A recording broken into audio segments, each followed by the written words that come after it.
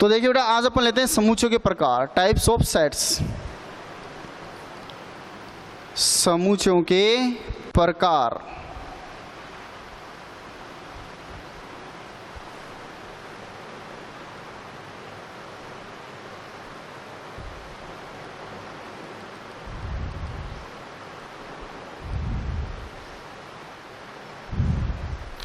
Types of sets, ठीक है। तो बोर्ड पे देखना ध्यान से। इसमें पहले मैं आपको एक बार याद दिलाता हूँ बेटा कि अपन ने लिया था समूचे किससे कहते हैं। तो अपन ने देखा था कि वस्तुओं का सुपरिभाषित संग्रह समूचे कहलाता है। क्लियर। सुपरिभाषित वस्तुएं वो होती हैं जो सबकी नज़रों में क्या हो, समान हो। सबकी नज़रों में समान होने का मतलब कि जिसके बारे में आप बोलो उन सब वस्तुओं की इमेज सबके माइंड में सेम होनी चाहिए, सब उनका ही नाम लें, वो होती हैं सबकी नज़रों में समान होना।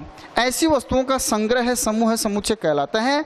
और समुच्चय का नामकरण अंग्रेजी वर्णमाला के बड़े अक्षर से किया जाता है, लेकिन अंग्रेजी वर्णमाला के अक्षरों को अगर समुच्चय के अंदर लिखें अवयव के रूप में तो उनको छोटे अक्षरों से लिखा जाता है। समुच्चय में भाग लेने वाले मानों को अपन समुच्चय के अवयव या सदस्य कहते हैं।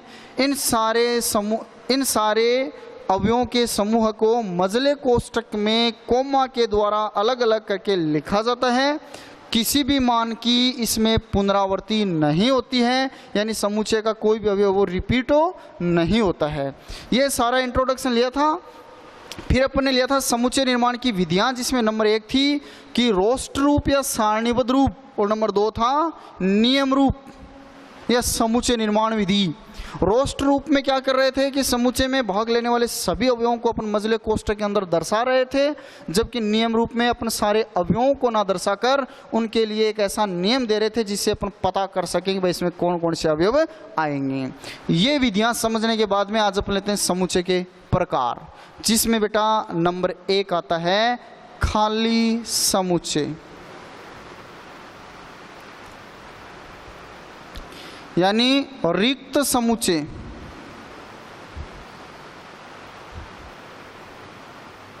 रिक्त समुच्चय, इम्प्टी सेट। देखना बोर्ड पे ध्यान से, नाम ही देखो क्या है, खाली समुच्चय। समुच्चय का नाम आते दिमाग में आपके इमेज बन जानी चाहिए कि मजले कोष्ठक के अंदर लिखे हुए अवयवों का समूह है, ठीक है। और इसका नामकरण अंग्रेजी वर्णमाला के कैपिटल अक्षर से करते हैं, तो कोई भी एक अक्षर लेके मैंने इसका नाम ले लिया समुच्चय। अब इसमें कौन कौन से मान आएंगे बस ये देखना है। तो देखिए बेटा, खाली समुच्चय, रिक्त समुच्चय, इसका मतलब ऐसा समुच्चय जो एकदम खाली हो, इसमें एक भी अवयव ना हो, ऐसा समुच्चय रिक्त समुच्चय कहलाता है। ये देखिए बेटा एकदम खाली पड़ा है, इसमें कुछ भी नहीं है। अच्छा, ऐसा समुच्चय जिसमें एक भी अवयव ना हो, इसकी परिभाषा हो गई ऐसा समुच्चय जिसमें एक भी अवयव ना हो, खाली समुच्चय कहलाता है, रिक्त समुच्चय कहलाता है, इम्प्टी सेट कहलाता है।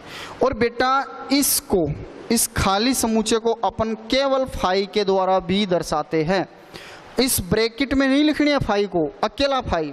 अगर आपने इस मजले कोष्ठक में फाई लिख दिया, जैसे मान लो ऐसे लिख दिया आपने अगर, तो आपने तो ये बता दिया कि अब इस मजले कोष्ठक में कोई एक संकेत है फाई, तो ये खाली कहाँ से हुआ? फिर आपने तो इसमें फाई संकेत लिख दिया। तो खाली जो समुच्चय है, रिक्त जो समुच्चय है, उसको या तो मजले कोष्ठक में एक भी अवयव मत लिखो या अकेले फाई से दर्शा दो, खाली या रिक्त समुच्चय कहलाएगा। नंबर 2 पे बात आती है एकल समुच्चय, सिंगल सेट।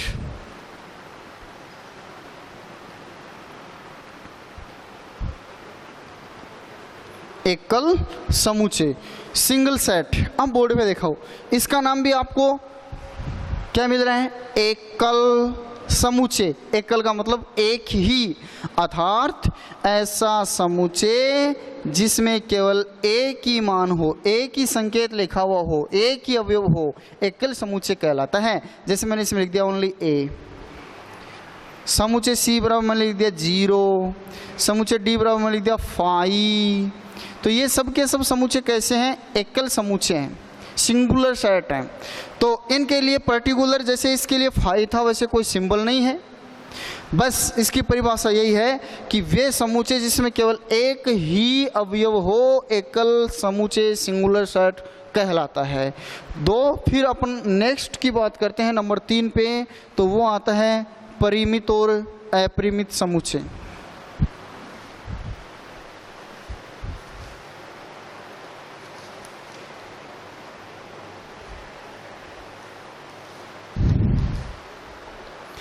परिमित और अपरिमित समुच्चय देखना बेटा, ये कौन सा होगा नंबर 3 पे,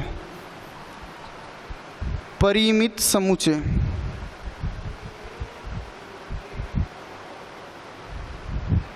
और अपरिमित समुच्चय। अब यहां भी देखिए नाम परिमित समुच्चय, परिमित का मतलब फाइनाइट, यानी जिसमें भाग लेने वाले अवयवों की संख्या फिक्स हो, एक निश्चित हो, उसको अपन बोलते हैं परिमित। ध्यान से देखना, ये आपने लिया बेटा समुच्चय ए, इसमें आपने यह संख्याएं लिख दी 1 2 3 4 5। बोलिए जी इसमें कितने मान लिखे हैं आपने? 5। इसमें कितने अवयव हैं? 5। इसमें कितने सदस्य हैं? 5। 1 belongs to A, 2 belongs to A, 3 belongs to A, 4 belongs to A, 5 belongs to ए।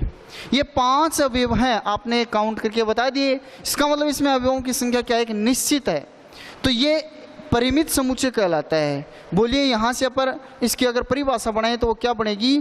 ऐसा समुच्चय जिसमें भाग लेने वाले अवयवों की संख्या निश्चित हो, परिमित हो, परिमित समुच्चय कहलाता है। क्लियर? लेकिन अगर मैं बात करूं जैसे प्राकृत संख्याओं का समुच्चय, आ रही है वो संख्या काम में, प्राकृत संख्याओं का समुच्चय, तो बेटा प्राकृत संख्याओं में कौन कौन सी संख्या होंगी? 1 2 3 4 5 डेश डेश डेश अनंत, क्योंकि ये तो वे संख्याएं होती हैं जो 1 से प्रारंभ होकर अनंत तक जाती हैं, और यहाँ है केवल पहली 5 प्राकृत संख्याएं। तो इसमें कितने मान लिखे आपने? अनिश्चित है उनकी संख्या, वो फिक्स नहीं है, अपन काउंट करके नहीं बता सकते कि इसमें कितने मान हैं, कितने मान हैं। तो देखना बोर्ड पे ध्यान से, वे समुच्चय जिसमें अवयवों की संख्या फिक्स नहीं हो, निश्चित नहीं हो, अपन उनको काउंट करके नहीं बता सकते कि भाई इसमें कितने सदस्य हैं, तो ऐसा समुच्चय बेटा अपरिमित समुच्चय कहलाता है। ऐसा समुच्चय अपरिमित समुच्चय कहलाता है। तो एक बार फिर देखना, परिमित समुच्चय कौन सा होगा? ऐसा समुच्चय जिसमें भाग लेने वाले अवयवों की संख्या निश्चित हो, परिमित समुच्चय कहलाएगा। और ऐसा समुच्चय जिसमें भाग लेने वाले अवयवों की संख्या निश्चित ना हो, अपरिमित समुच्चय कहलाएगा। इसके बाद में अपन लेते हैं समान समुच्चय और तुल्य समुच्चय। तो बोर्ड पे देखना ध्यान से बेटा,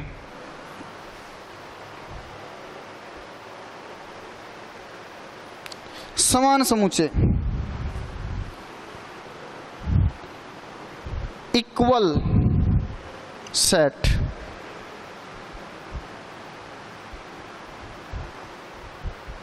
समान समुच्चय। देखो इसमें भी नाम से ही पता चल रहा है इनकी परिभाषाओं का, समान, इक्वल हो, सेम टू सेम हो, एक ही जैसे हो, ऐसे समुच्चय समान समुच्चय कहलाते हैं। समान आप ये भी समझ सकते हो, एक ही जैसे, सेम टू सेम, ठीक है, तो समान समुच्चय कहलाते हैं। देखना बोर्ड पे ध्यान से बेटा, मेरे पास में ये कोई समुच्चय ए है और इसमें ये मान है ए, बी और सी। अब आपसे कोई ये कहे कि इसके जैसा ही दूसरा समुच्चय लिखो, इसका समान समुच्चय लिखो, ऐसा का ऐसा ही समुच्चय लिखो, सेम टू सेम समुच्चय लिखो, तो आप क्या लिखोगे? ऐसा का ऐसा, मतलब ये कहीं लिखना है। तो आप मुझे ये बताओ, दूसरा समुच्चय अगर मैं ऐसा का ऐसा लिखूं तो उसमें ये मान ही लेंगे। हो सकता है कि इनको आगे पीछे लिख दे, कोई फर्क नहीं पड़ता है इनके क्रम का। यहाँ समुच्चय के अंदर अवयवों के क्रम का कोई फर्क नहीं पड़ता है। तो बोलिए इसका मतलब ये है कि जो 3 मान इसमें वही है ना इसमें, तो अपन यूँ कह सकते हैं कि वे 2 समुच्चय समान समुच्चय होंगे। वे 2 समुच्चय समान समुच्चय होंगे जिनमें अवयवों की संख्या तथा अवयव दोनों समान हो, समान समुच्चय कहलाते हैं। एक समुच्चय मैंने ये लिया बेटा सी, और इसमें ये अवयव ले लिए 1 2 3, 3 अवयव इसमें है, 3 इनमें है, लेकिन ये समान नहीं है क्योंकि इसमें अवयव 1 2 3 है, इसमें ABC है। तो ऐसे समुच्चय ही समान समुच्चय होंगे जिनमें अवयव क्या हो, समान हो, ठीक है। और जिनमें अवयव समान ना हो, केवल उनकी संख्या समान हो, ऐसे समुच्चय तुल्य समुच्चय कहलाएंगे। ऐसे समुच्चय क्या कहलाएंगे बेटा, तुल्य समुच्चय। क्या बताया मैंने, वे दो समुच्चय जिनमें भाग लेने वाले अवयवों की संख्या समान हो, उन समुच्चयों की कोटि इक्वल हो, वो तुल्य समुच्चय कहलाते हैं। देखिए समुच्चय कोटि क्या कहलाती है, समुच्चय की कोटि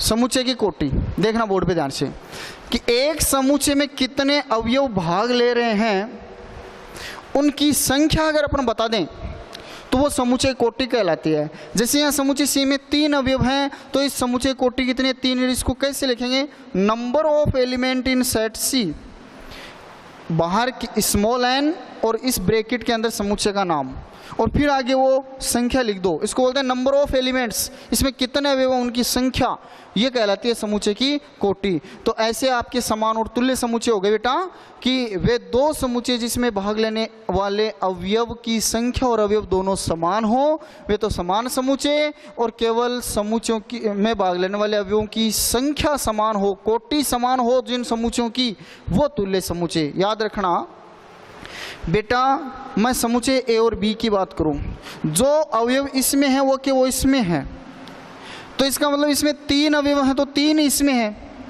ये समान समुच्चय था। क्या ये तुल्य समुच्चय हो सकता है, बिल्कुल हो सकता है। क्यों, तुल्य समुच्चय के लिए केवल एक ही कंडीशन देखनी पड़ती है, समुच्चय में भाग लेने वाले अवयवों की संख्या समान है या नहीं। तो देखिए 3 अवयव इसमें तो 3 इसमें है, तो अपन यहां से ले सकते हैं कि एक समान समुच्चय को तुल्य समुच्चय कह सकते हैं, पर तुल्य समुच्चय समान समुच्चय हो ये जरूरी नहीं है। एक समान समुच्चय को तुल्य समुच्चय कह सकते हैं, पर एक तुल्य समुच्चय समान समुच्चय हो ये जरूरी नहीं है। Thank you. इसके बाद में नेक्स्ट जो टाइप है समुच्चय के वो अगली क्लास में देखेंगे।